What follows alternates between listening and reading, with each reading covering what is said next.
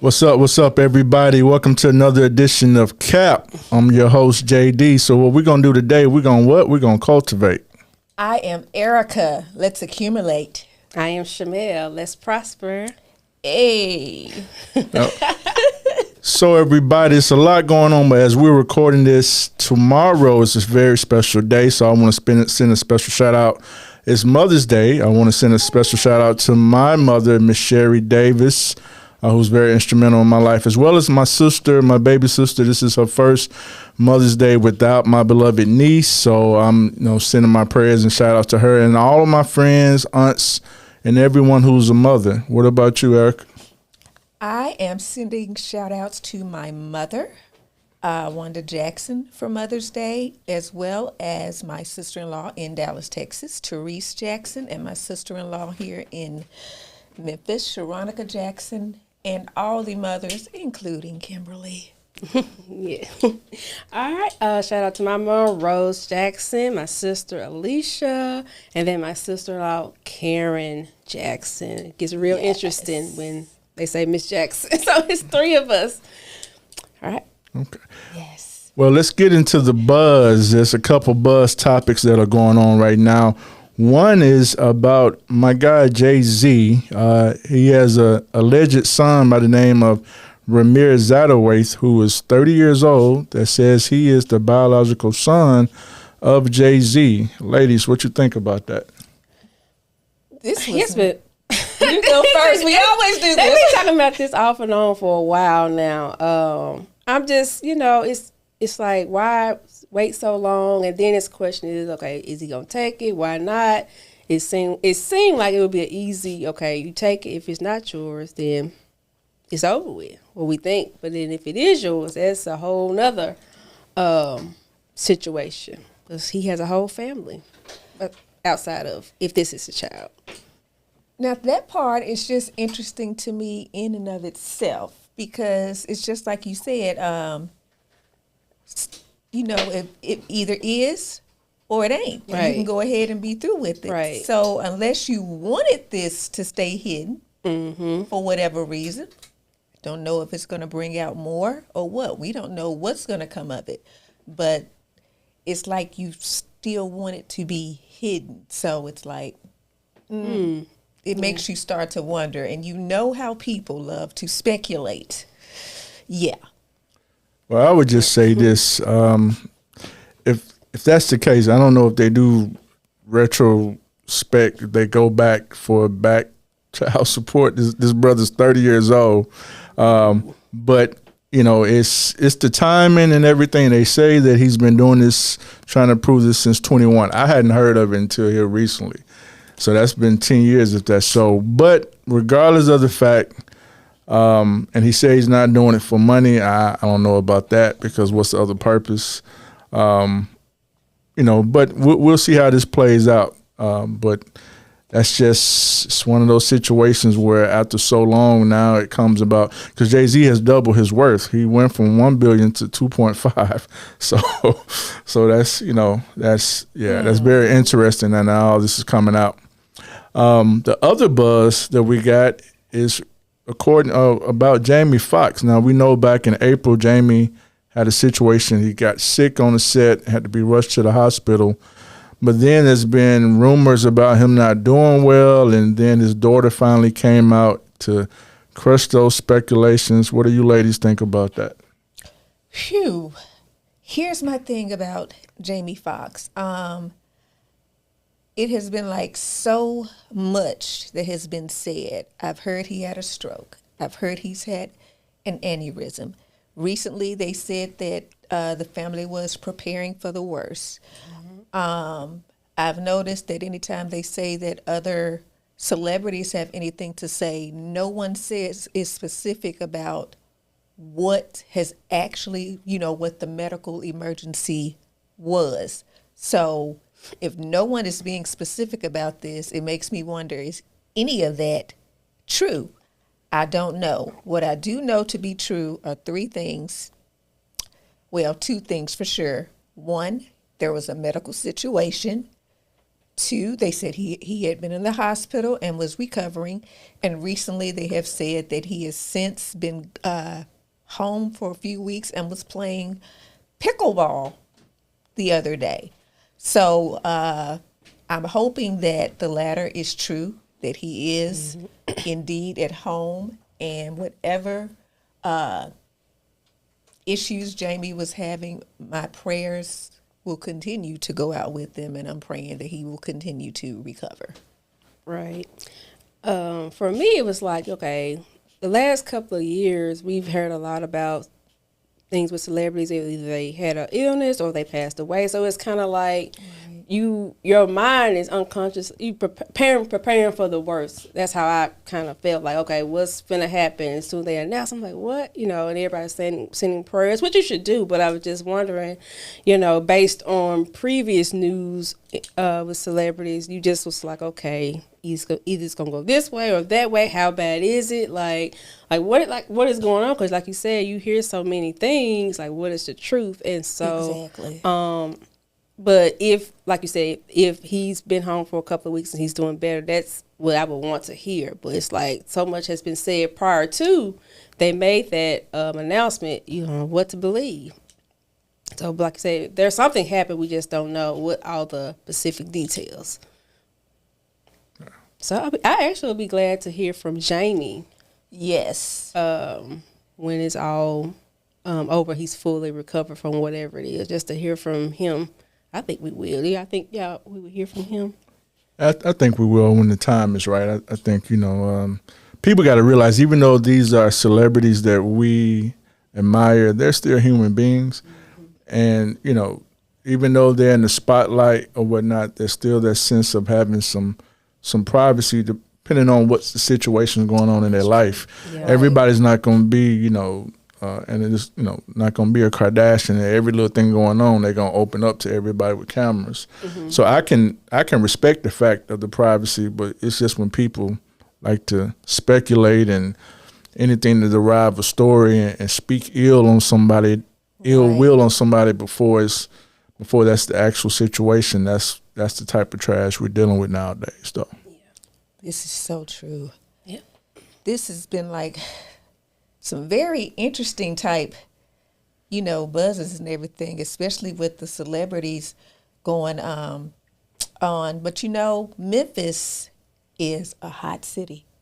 We have celebrities in our own right. You know what I'm saying? We got the actors, we got the singers, we got the musicians. You know what I'm saying? Memphis has a lot. And today we have the opportunity to have one of them singers and one of them musicians. Actually, we had our first guest. We had our first woman. In April, we had our first man. Today, we have our first couple. So that makes it very, very interesting. My friends, Kimberly and Dwayne, Verner, or should we say the man's name first? Most times you say the man's names first. But but Kimberly and Dwayne Verner, Kim is, I say, my lifetime friend. And again, y'all know I don't say my age, but I just say lifetime, okay? Lifetime. And a wonderful memory that I do have of both of them is when I started Manifest Conference, with starting Ephesians 6, which I talked about the last time we were here. And they were living in Chicago at the time and drove all the way to Memphis. I had someone else who was supposed to play that couldn't. And Dwayne, at the last minute, was like, you know what? I got her. Let's go. And Kim was already going to sing. They drove through the night from Chicago to Memphis for me. And I was ever so grateful, and even brought a friend of theirs with them who helped as well. So we welcome today Dwayne and Kimberly Verner. Woohoo! We're so glad to have you guys here. Tell us a little bit about yourselves and what you do before we get into our interview period. Well, I'm Kimberly. I'm a teacher. I teach fourth grade, kids with dyslexia.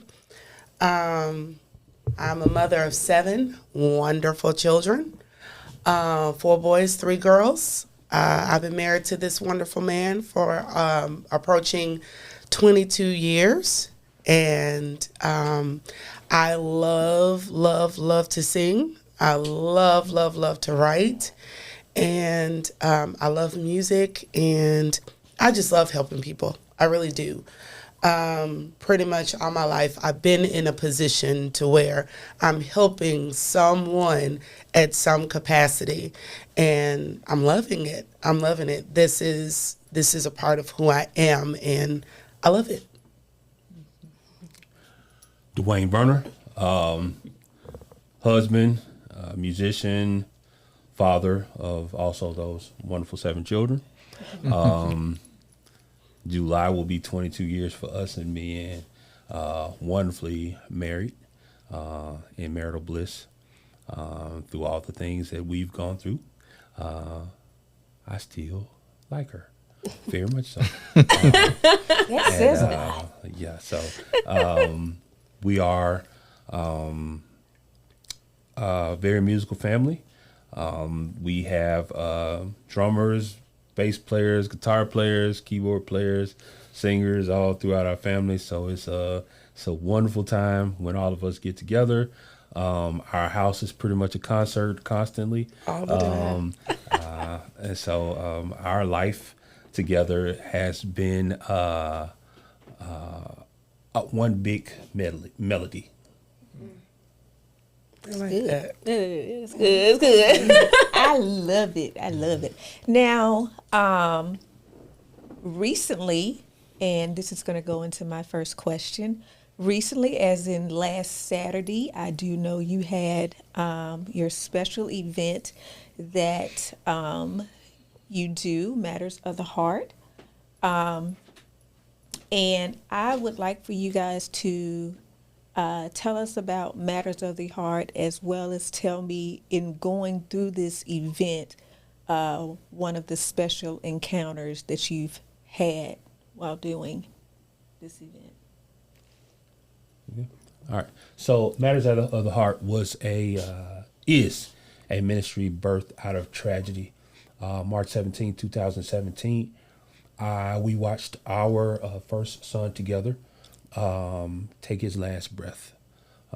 He was 16 years old, 6'2", 165 pounds, very cut, very athletic, wonderful basketball player, drummer, hardly ever been sick in his life. Suddenly he fell out of school. We got a call. We thought maybe he fainted. Rushed to the hospital. Walked in on doctors trying to revive my son. And he left us. We had a very hard time, and still do have a hard time reconciling that. He was a wonderful child. Of course, he was a teenager, so all teenagers have their issues or whatever. But great kid, loved him to life, and we were left with questions. We were left with pain. We were left with agony. And out of that misery and pain was birthed a ministry called Matters of the Heart, where we did what our family knows to do, which is to worship God with music. And we want to start a community where we lead people not only to worship and to God, but to have clinical counseling and healing, and to have a conversation about grief, to help people to process, and not just grief or loss of a loved one, but loss of a marriage, loss of a job, loss of a spouse, loss of, whatever that's, we go through in this life. The Bible says that man born of a woman has a few days, and those days are filled with trouble. And so to help process us through that trouble, we just want to give what our family leans to as an answer, which is music, worship, and our love of God. We took some time shortly after he passed away. We found an organization in the Chicagoland area that like loved on our family, and it was only 2 days, but in those 2 days it changed our lives. They ministered to our then 4-year-old all the way up into our us individually. They actually separated us during that time. It was a camp. They picked us up. They fed us. They gave us time. They gave us different things that we could do in order for us to process that grief. And during that time, I didn't realize how much I was in so much pain. But it was the things that they did. They allowed us to write things out, allow us to have time alone, have time with other people, other women. I spent time with other women. He spent time with other men who were grieving. And then we all came together as a family and we presented something to commemorate our son. And it was like to look at different stories, to listen to the different ways that people were hurting. I felt like we weren't alone. And that was the main thing, that we don't want people to feel like they are in this by themselves. And so a year later passes, and then we were asked from the same organization to come back and to encourage other people and who were going through grief. And the whole family couldn't come, but I sacrificed and I came on behalf of the family. And it was a fundraiser, and the room was filled with it was like so many people there. It was ridiculous. But I took that time to share my story. And in that, the organization raised so much money that day, and people were coming and was like, because of your story, I decided to give even more to the cause and all of that. And I was just like, that's great.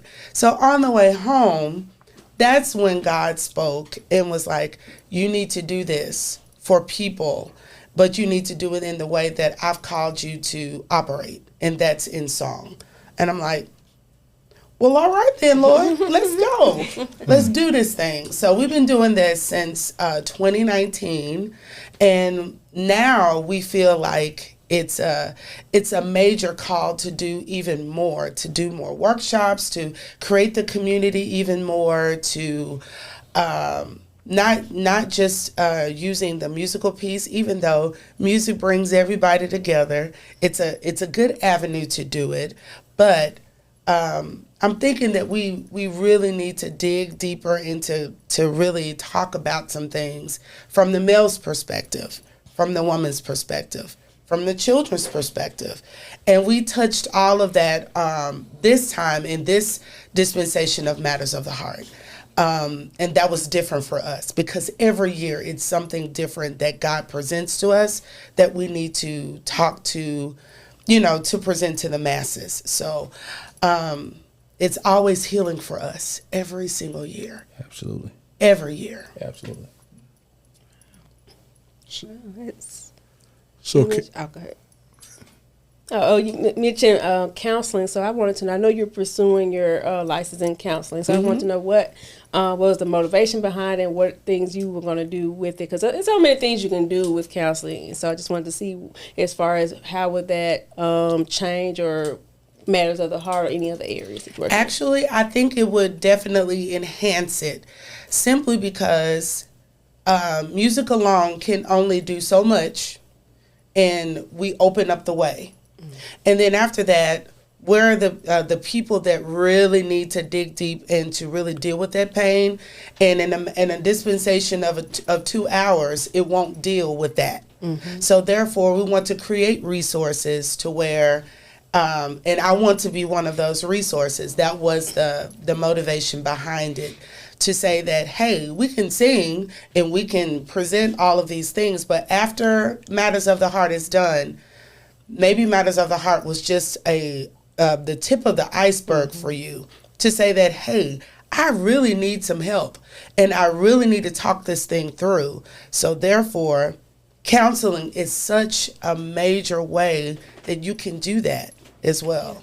That's true. Yeah, because it's like you open up the door, but then what you do once the door is open. Yeah. Right. Absolutely.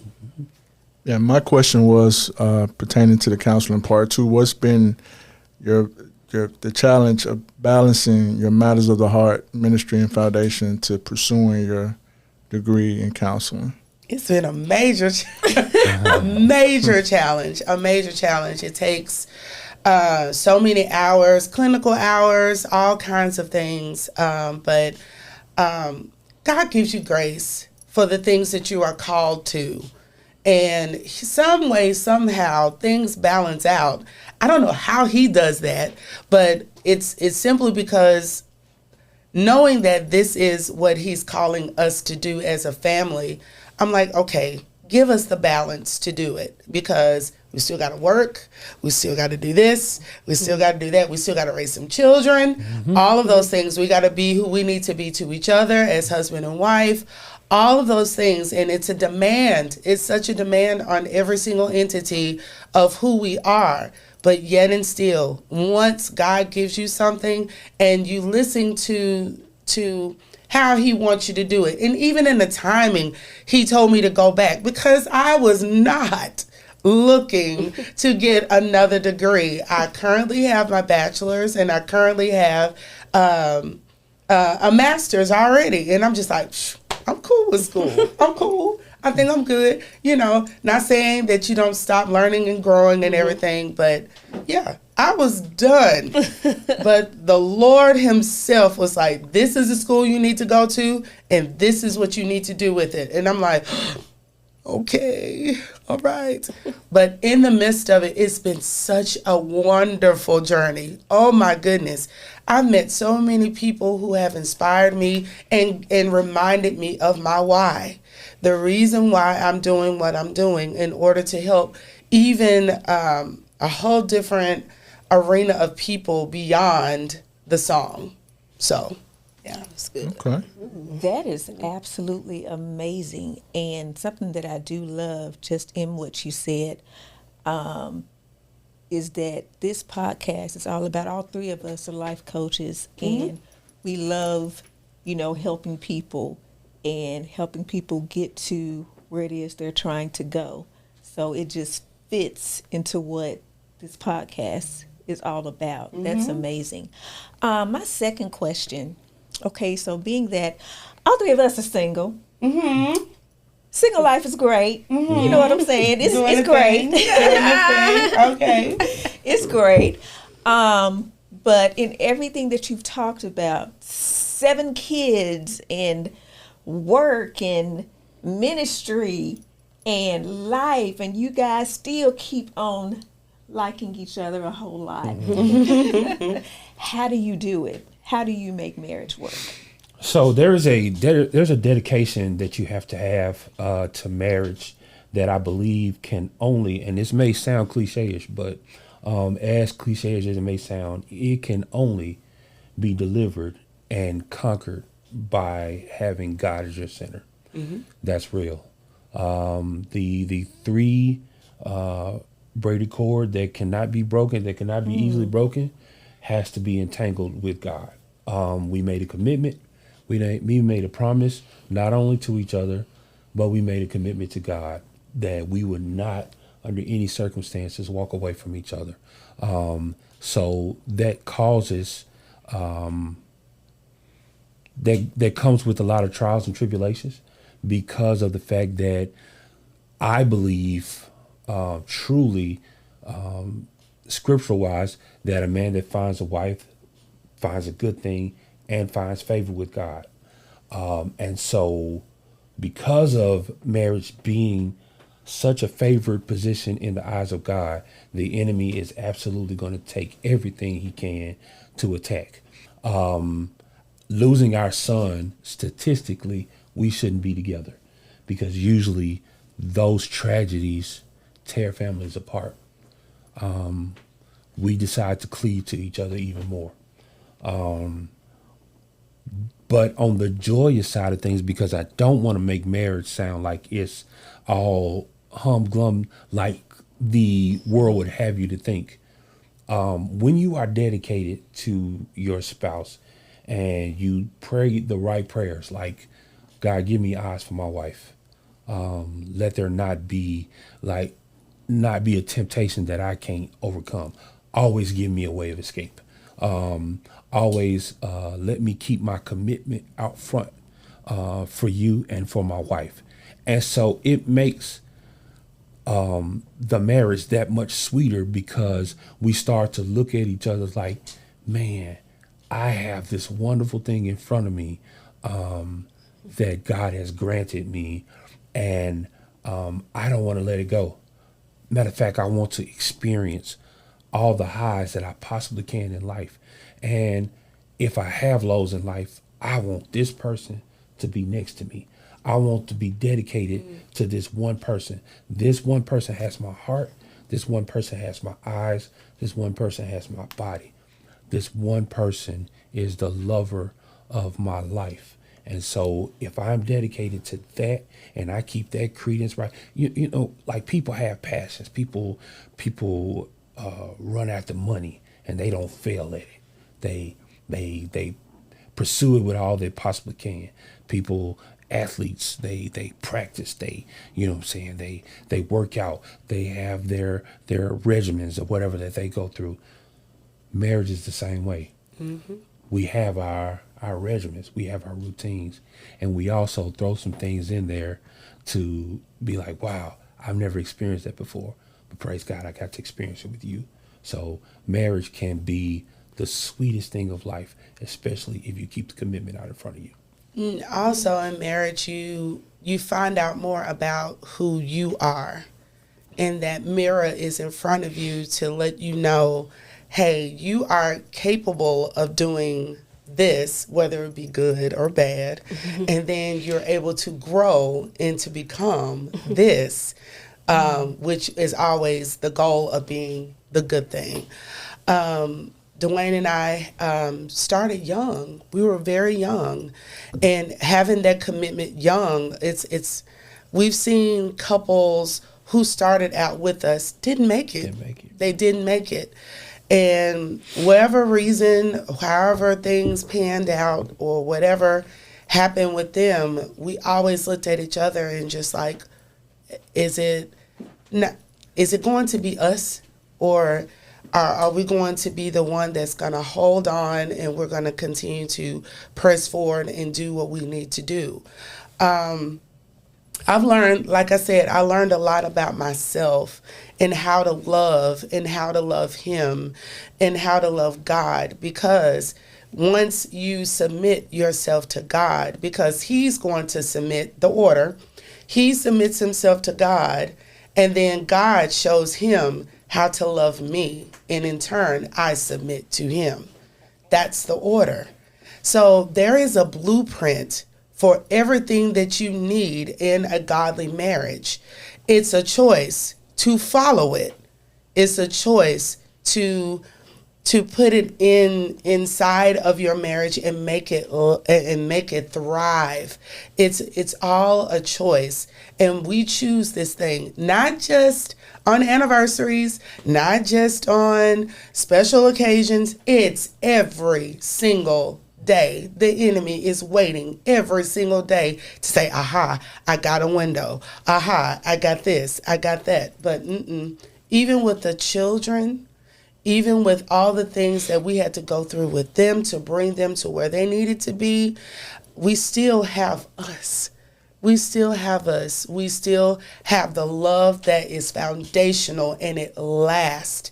And that's what we want to do every single day, because we still got some life to live. Absolutely. We still want to explore. We still want to grow and thrive and do all of those things. And that's the beauty of it. It's just not like we get to a certain point and just like, well, we done got the children out the way. What we finna do with each other? No, we're still. It's still us. It's still us in it. And that's the thing. There are things that have happened along the way that can pull us and say that we don't we're gonna be lost in each other or whatever, and just lose the whole gambit of marriage and what it's originally designed to be. But no, we haven't lost that. And each and every time it gets stronger and stronger and stronger. And that's something I am grateful, forever and eternally grateful to God for, that he keeps making us stronger. And I don't want the word submit to be an evil word, thought about to be a word that's like, man, I ain't submitting to nobody. No. We believe that God makes it so the order is easy to follow. Like if I'm truly loving on God, and if God is truly my leader, then it makes it easy for her to come follow under me and to follow. Not to say that she doesn't keep me in line, because I'm super silly. She is my balance, and because of the fact that she is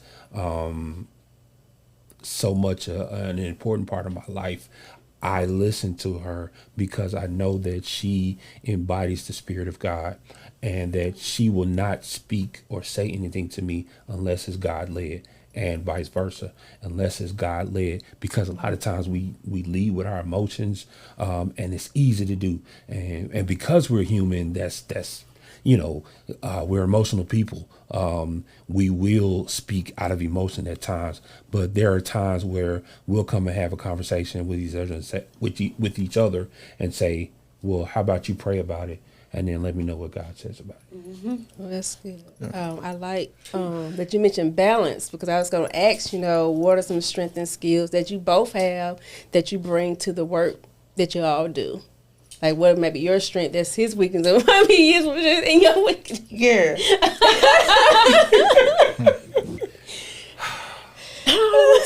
No, just give us a couple. I'm just gonna give you a couple. Okay, I know that I'm an organizer. Yes. I am the organizer. Absolutely. And I can, and I don't care when you give it to me. That's the thing. At any given time, if something needs to be done, I will take it and I will make it work.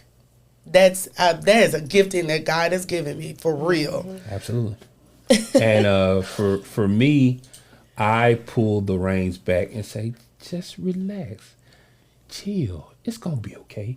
My wife, when we get prepared every time for matters of the heart, my wife will start probably 2 to 3 months with a schedule. I'm talking about like we rehearse. We're gonna rehearse this time. It's gonna be from this and this. We're gonna rehearse over these songs, this and this and this and this. Dwayne, you got your band together? You need to be calling these people. You need to be calling these people. You need to be checking these folks. You need to be going there. I'm finna send cash outs to everybody. You know what I'm saying? So it's like, bitch, calm down. And so I will come to rehearsal. Say the word. And you know what I'm saying? I play. You ain't learned this song, did you? You need to learn this music. And so I'm like, I'm good. I got it. You know what I'm saying? I'm good. So I kind of work through pressure situations when it's like down to the wire. I'd be like, well, got to put these tracks together. So I'm up usually. Yeah, I'm up usually about 2 or 3 o'clock in the morning. Like, hey, wife, and stuff is loud. How you think this track sound? Go red. And so yeah. So yeah, so she is absolutely a balance. I am kind of chaotic at work. Like I'm the type of person, like for Christmas, I like to do the last minute rush shopping. Like it's fun to be around a whole bunch of people trying to grab stuff. I don't know. It's crazy. I can see. Yeah. Like Black Friday, like when they was doing it in the store. Yeah, like not Black Friday. I'd be like Christmas Eve. You know. So like the crowd for Black Friday. Yeah. You know what I'm saying? So I like it. You know what I'm saying? Jingle bells in the background. So she is the person that will absolutely have everything laid out. Me, it'll get done. May not be when you want it, but it's right on time.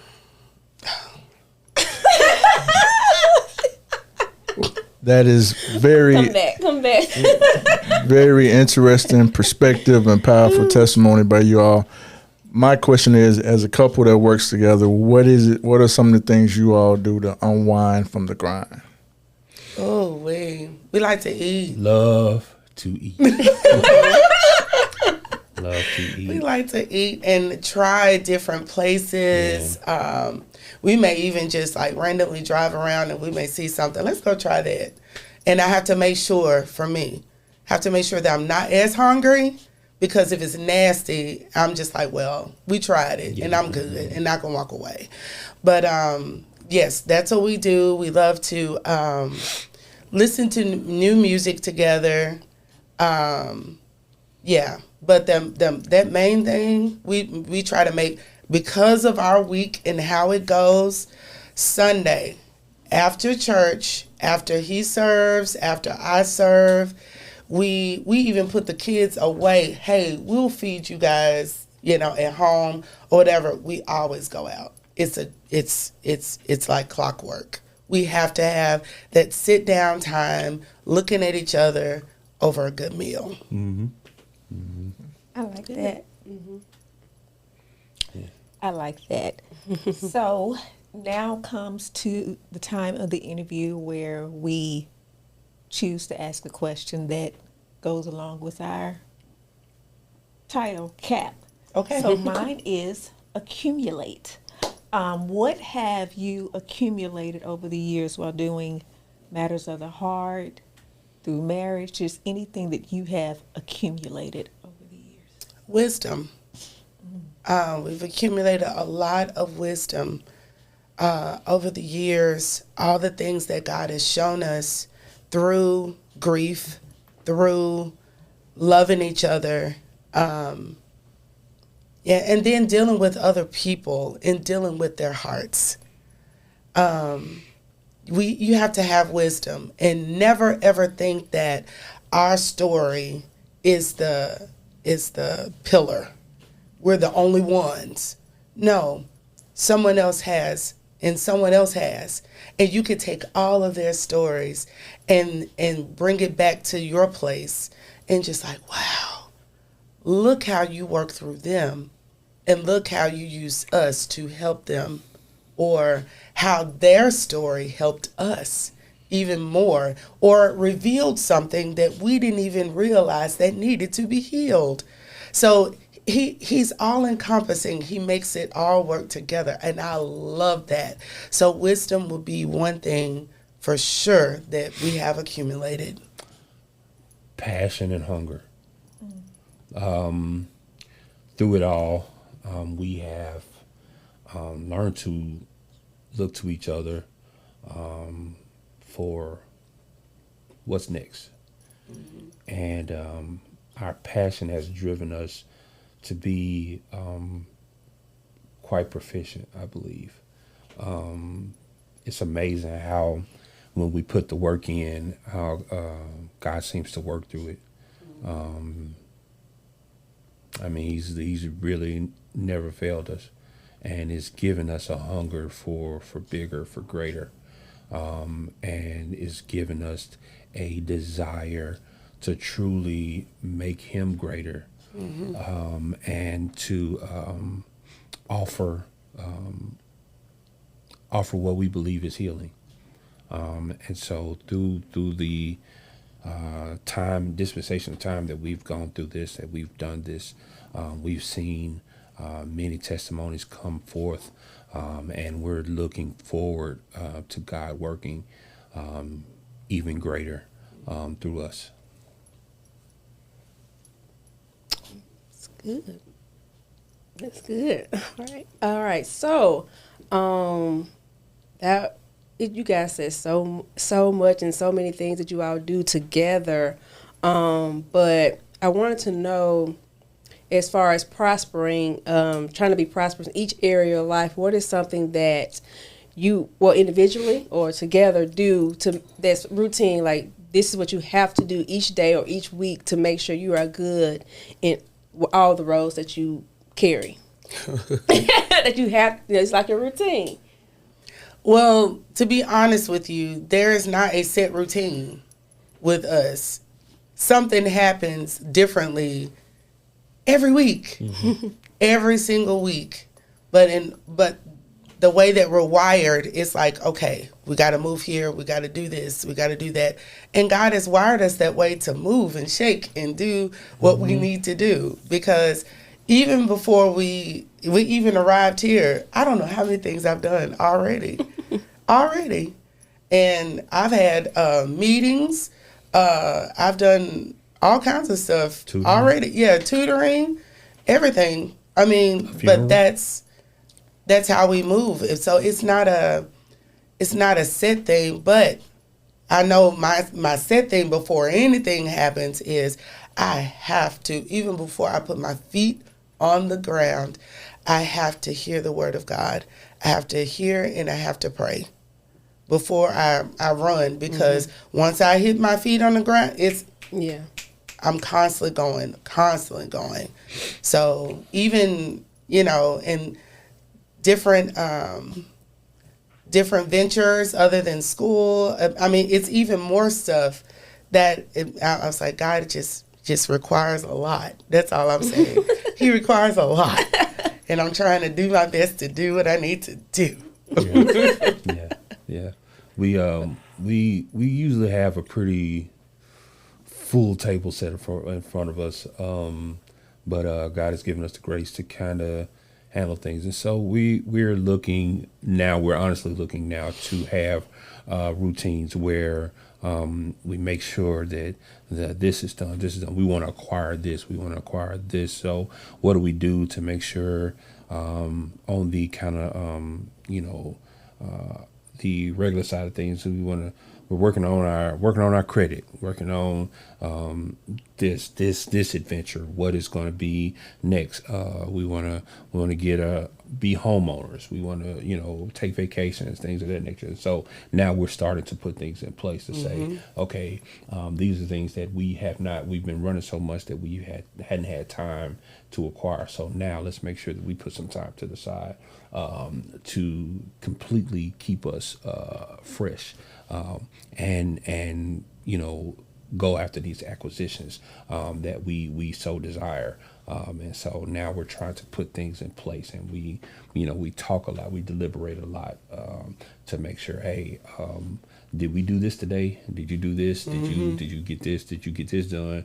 Did you get this? So, because we got this in mind. So yeah, I have to hear that a lot. So Thank you, Lord. Okay, well, I just want to know, when was the defining moment from the pain of your loss that you cultivated everything that was birthed from that? For me, I know it may be different for Dwayne, but for me, it was 2 months after the loss. And I had some questions. And when I asked God the questions, I asked him specifically, don't hesitate. I need to know these things in order to move forward with my life. As a mother, because I still had to be mom. As a wife, I still had to be there for my husband. I could not function the way that I needed to function until I got those answers. I went to my private place, I parked my car, and asked those questions, and those answers came just like water. And when I got them, I'm like, okay. So my last question was, now what? He said, I need you to walk with me now. And when I started walking with him, it was such a different walk. It was a thing of, he was still healing me. He was still dealing with even more questions along the way, because he knew that I was going to have more. But that was a pivotal moment for me to let me know that, hey, I can make it. I can actually survive this, and I can actually thrive in this, because we know that loss is a part of life. It's a part of it. It's nothing that you can get away from. Somewhere along the way of your life cycle, you will experience it. Somewhere. So in that, what do? Do you just stop life? Do you just stop? And some people do. They stop. They just stop functioning, and they don't see that in the ashes, once you deal with them, there is beauty in it. There is beauty in those ashes, and you just have to position yourself to look for it. And that was my defining moment. I could finally move some things out of the way, and I'm just like, wow, he's with me. And as long as he's with me, I can make it. And that was my moment. For me, it's just come through pieces of the puzzle. My wife has been since the beginning of our marriage. She's been a heavy investor of my gifting, and so, Father's Day 3 years ago, she bought me this huge keyboard. You know what I mean? She's purchased computers and laptops and things of that nature, just to make sure that we continue to cultivate our dream, our mission, and these have been tools that have been very vital to our success in this, and so the pieces of the puzzle are still being put together. We're yet watering the plants and cultivating them and making them grow. And so it is absolutely an ongoing thing, but we make sure that we continue to invest in it and to push forward and keep the mission out in front of us. That's very good. And what both of you all said, I definitely get a sense of sincerity and better understanding on how you all, how you cultivated everything that has come about. So now we're at the segment of our show where we call Top 5. It don't have to be in any order, but it's just top 5 things. And we all, three of us have individual areas that we speak of. So my area that I'm speaking of today is top 5 Denzel movies. Now, my top 5 Denzel movies are The Equalizer series, American Gangster, Training Day, Remember the Titans, and John Q. He got so many other movies, but those are 5 that I like, as well as some other ones. But those are 5 that I like just off the top. Okay. So since you all are our guests, I'm asking both of you all, what's your top 5 Denzel movies? Yikes.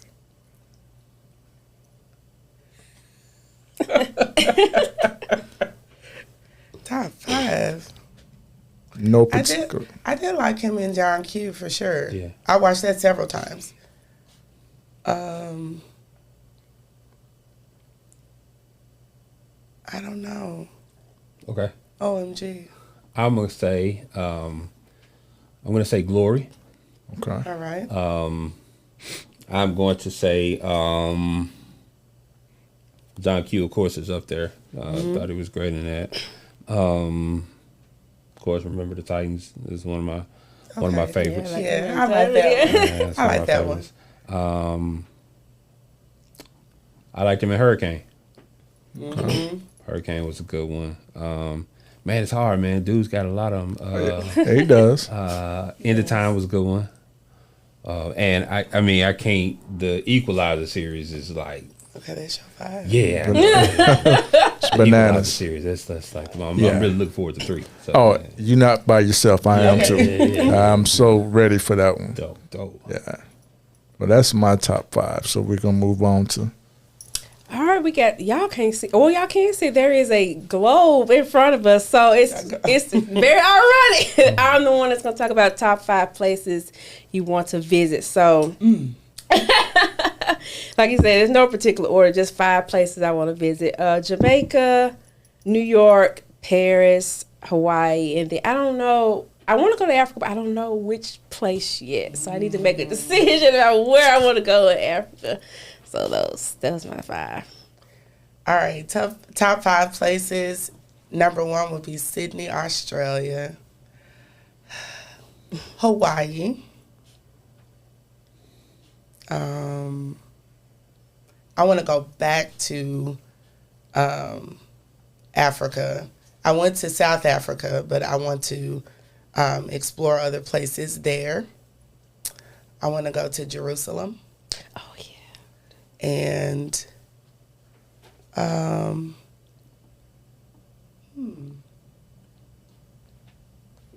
maybe I don't want to go to Paris. No baby. No. Nope.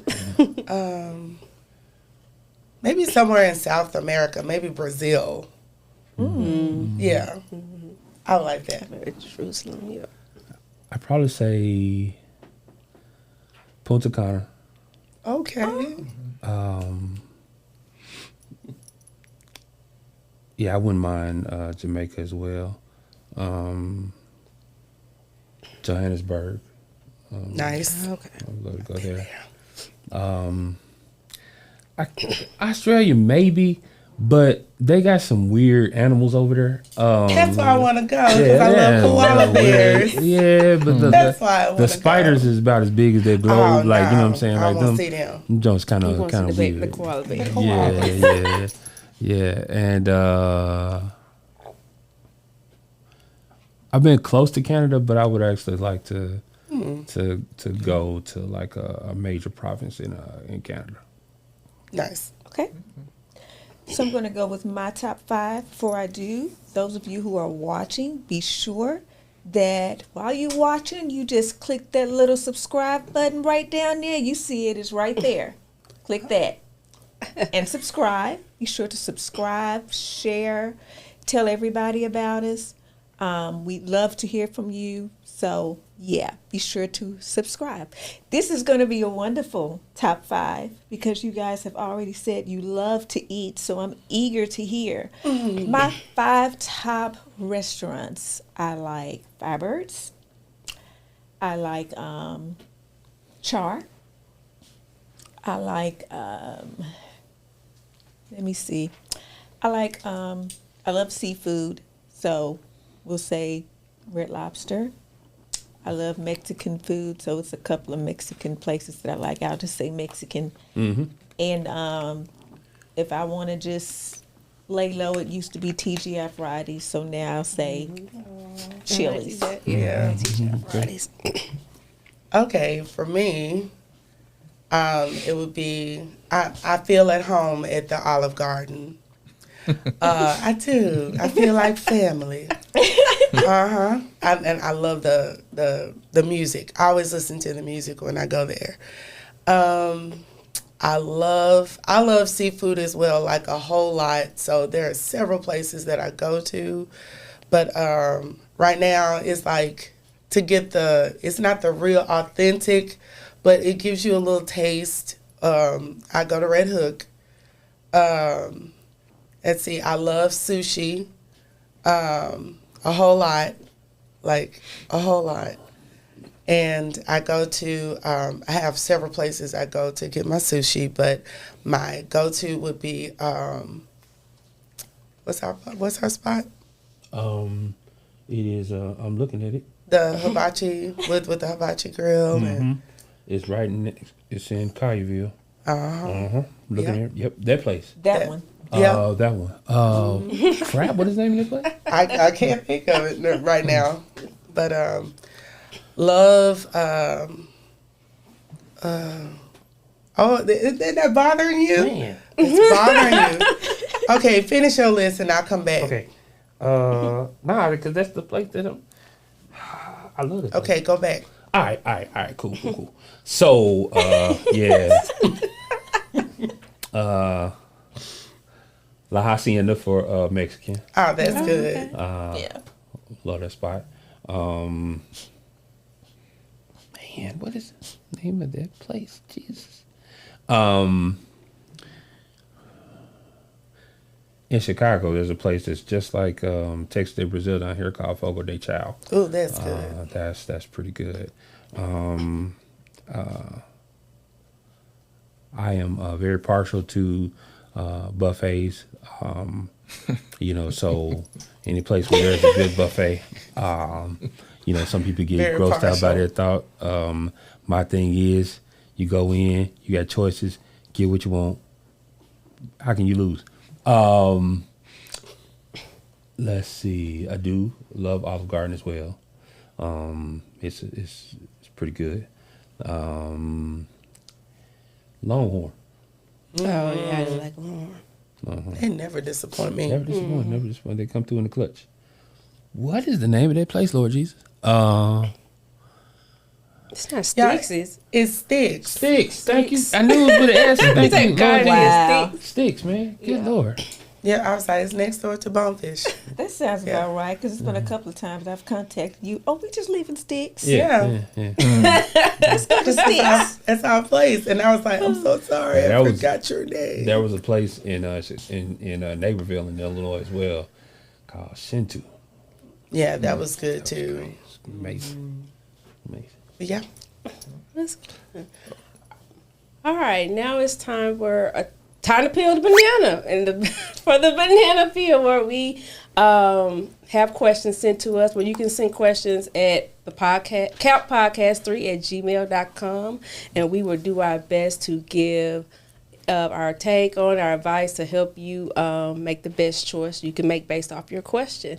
And so today's banana peel is from Pamela in Montgomery, Alabama. Hey, Pam. She said, I lost my job 2 months ago, and I have a hard time finding a new one.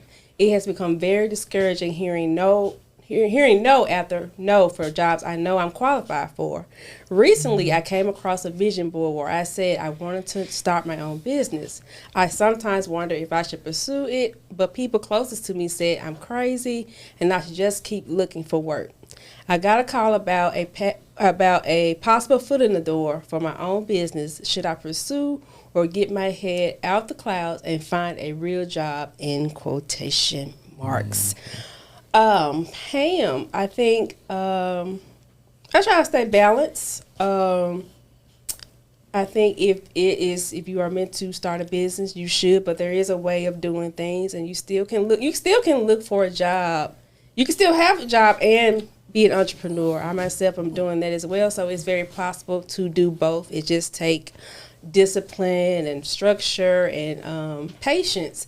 So I just think that you should, because sometimes when you share your dreams or thoughts with other people that they don't understand, they are gonna think you're crazy. So don't be discouraged by those who think it's a crazy idea. But I think you should, if that's what you need to do, I think you should try it, and then get a mentor or a coach to help you make that decision or carry out that decision. Still look for a job as well at the same time. It's possible to do both.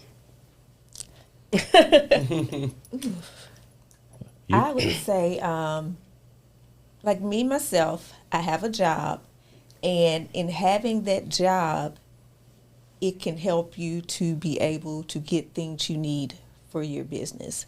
And you're still able to stay afloat. You got to pay the bills. You got to, be able to stay afloat and take care of the things that you need to take care of. But you can still do the events. You can still do the stage play. As you get money, I'd say, put that up so you can continue to grow your business. So the job is really the one thing that can help you to continue to grow the business so that you can get to a point where you can be a full-time entrepreneur. I can say that is my goal at some point. So I think that it is important to have the job, but definitely don't stop pursuing it. I've known of people who stopped and they wish that they never did. It's something I am very big on telling people to pursue whatever it is that God has given you to do. I remember getting a call from Kim once saying, okay, God is telling me to tell you to pursue. So that's what I'm telling you to do, Pamela. Pursue it. Don't listen to what anybody else says.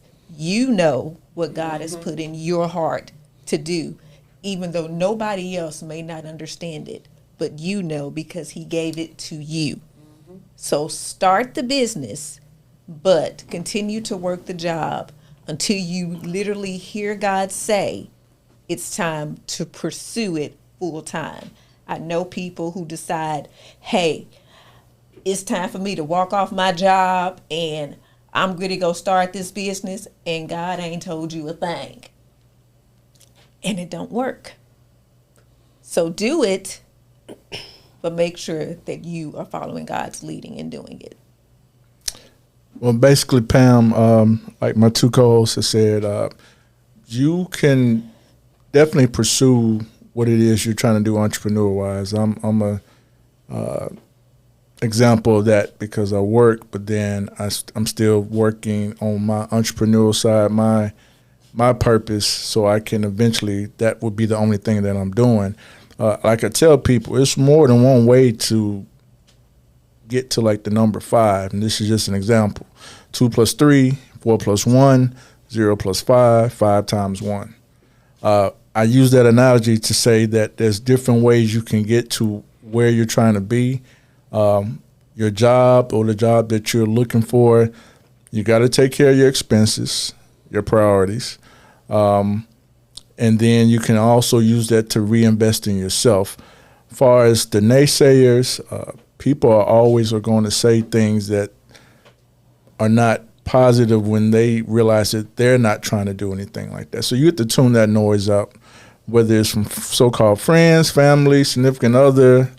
Hopefully it's not any of those people close to you, but let's be real in life. Sometimes it comes from those people. But use your ability to work to fund what it is you're trying to do as far as your business, which is tied to your purpose or your passion, and let it grow from there. And then once you get to the point where you no longer need that job, like my co-host has said, you'll hear from God if you tune into him when it's time to fully let that go and go full-time with your business. But do not, by under any circumstances, give in to the comments of people say, girl, get over it, go get your job. I'm thinking about that. Because look at what they're doing. If they're not doing that in their life, then why would they want to see you do that? Absolutely. So, You guys have anything you want to add? Yeah. So, I think number one, put yourself on a schedule. Put things that need to be put things in order. You know what I'm saying? Those that are a priority, making sure that your livelihood is taken care of, your housing, whatever. Go after that. Do that. But what is the last person that you know of that worked 40 hours a week for a job really be prosperous? And that's it. Your real job can also be something that you invest in yourself. It's just like they said, you go to work, you do your 8-10 hours, whatever like that. Praise God. God has given us 24 hours in a day. Have some time, take some time to invest back in yourself, to invest in whatever your future is until the goal is that you work for yourself. Because if you're being bit by the entrepreneur bug, then, let that be what it is. If that's what you feel like your calling is and that you really want to go out and pursue your own business, please, by all means, do that. Just make sure that you prioritize things, put things in order. God, I got to live. Give me the strength to be able to do that. But if you would have me to pursue where I'm not in this position again, because you could go to the next job and the real job can be great for a minute, but what if they close down and then you're back at square one and then you're looking back saying, man, I should have went on ahead and did that business. Work for yourself. You can never fire yourself. Well, Pam, I want to speak to the confused part. Please make sure that you know that God is not an author of confusion. Absolutely.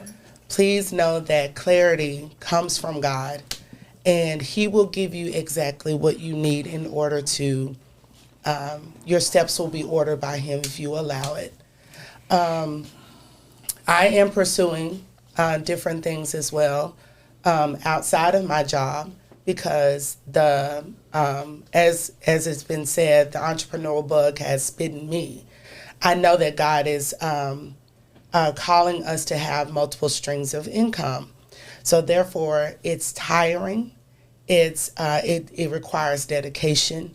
It requires some extra hours that you usually may use for one thing, but when you're passionate about something and you have a goal in mind, you're going to do what you need to do in order to pave the way.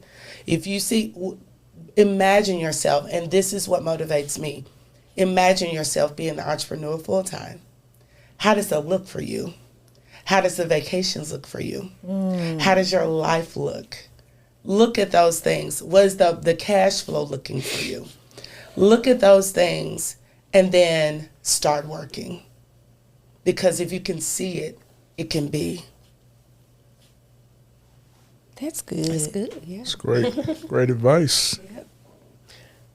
Well, we wish you well, Pamela. And remember, those of you who want to send in your questions to the cappodcast3@gmail.com.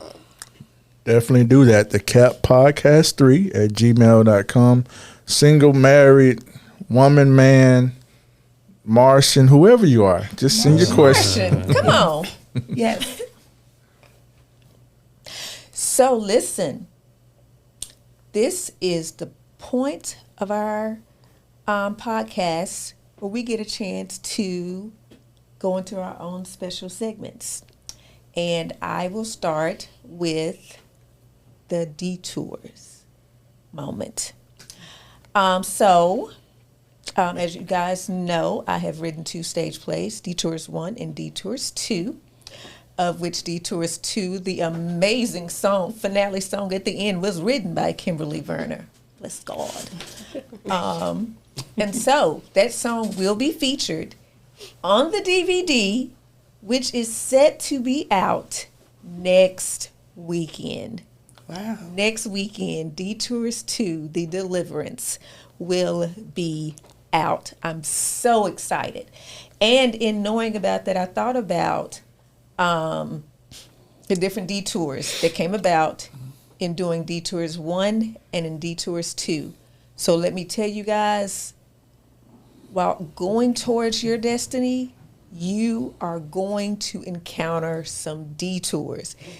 Probably even more so than you ever have. When I was trying to do Detours 1, I had a flat tire.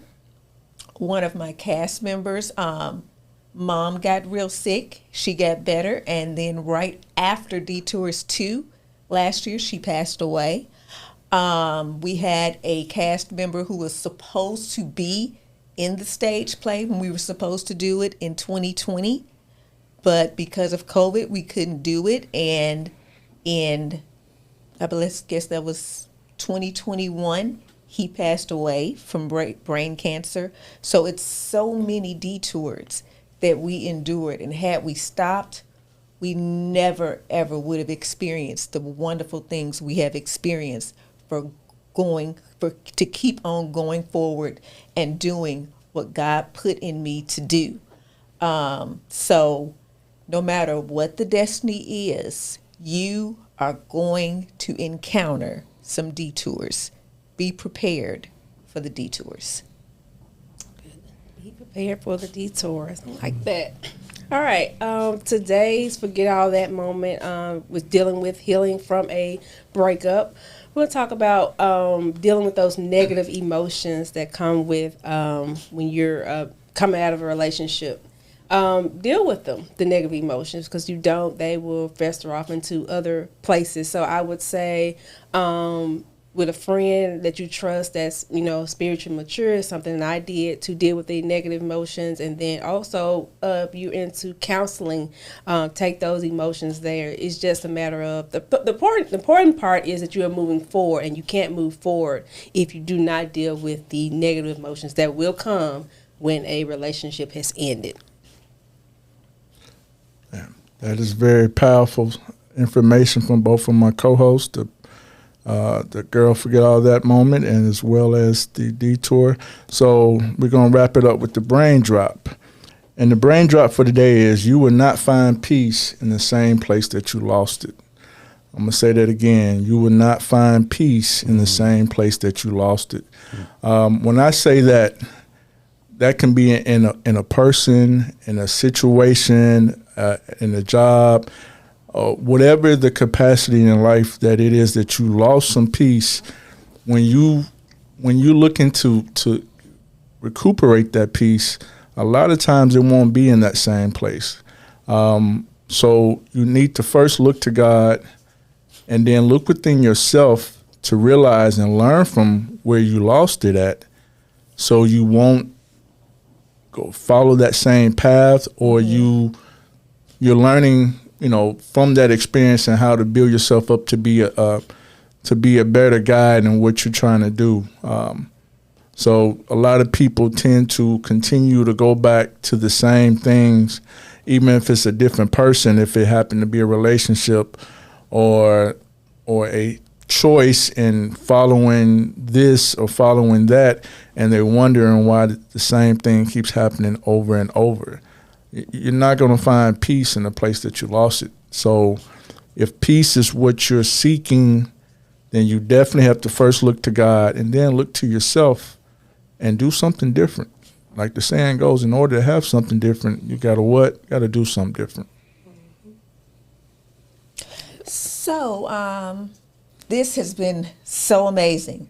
I want to thank Dwayne and Kimberly for coming. Yeah. This has been so enlightening, even especially talking about your marriage. I do remember a post that I think Dwayne put up a long time ago. I think it was like at the end of 21 or somewhere around in there. He said, I got myself a Kimmy. It was something like that. I got myself a Kimmy. You should get yourself one, but you can't have mine. She's mine. That was so cute to me. I love the way you guys talk about each other. I love how you work with each other. And I have always said I would want that someday if God so chooses to give me that. So you guys are a breath of fresh air. I love what you're doing with Matters of the Heart. I knew Darian. He was amazing. From birth, I knew him. So I'm praying that God continues to bless your family and what he does. And if you guys can you tell people, before we say that, they had Matters of the Heart last Saturday in August 25th. Kimberly is the kickoff to Manifest Conference. So that will be on August 25th, and Kim always sings at the conference on August 26th, so I'm looking forward to that. If you guys can tell people how they can get in touch with you.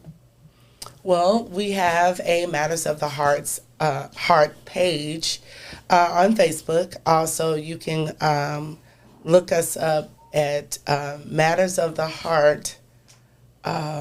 Wait a minute, it's a new site. I think I got it. I think I'm trying to think of the project. There it is. It's mattersoftheheartproject.com. So if you would like for us to come and to talk with your group or anything like that concerning grief, or you would actually like to have a Matters of the Heart experience, we can actually do that for you. We also we're also on Instagram as well, so you can find us. If you would like for us to come, you can definitely book us from the mattersoftheheartproject.com. You can also reach. I could give you my phone number, which is 901-691-3391. And if you want to be a blessing to give to the mission, it is My Heart Matters, $ My Heart Matters on Cash App. And when you put in My Heart Matters, you'll see this beautiful face right here on it, and it'll come up as Matters of the Heart. So we welcome all gifts because we know that there is a cost to ministry or any type of endeavors or works or whatever like that. So anybody that wants to be a help or a blessing, please $ My Heart Matters on Cash App. Definitely want to thank you guys for coming here as our guest today. Learning more about your foundation, your ministry, and then just to hear a fresh perspective on marriage. Yes. I'm gonna be honest, being a single guy, I have lost quite a bit desire for that, but it's not all the way gone. So that, because so, just to hear, because, from people that I know that it's work, whether it's family or friends, but you hear so many bad stories as opposed to good, but that's like almost for anything. But just from my personal journey, I realized that, if that should be in my future, I know what it is that I would desire. But until then, I'm just going to continue to do Mr. Davis and do what I need to do to cultivate. Absolutely. Accumulate. And prosper. See y'all next time. Have a good one. Bye. Bye.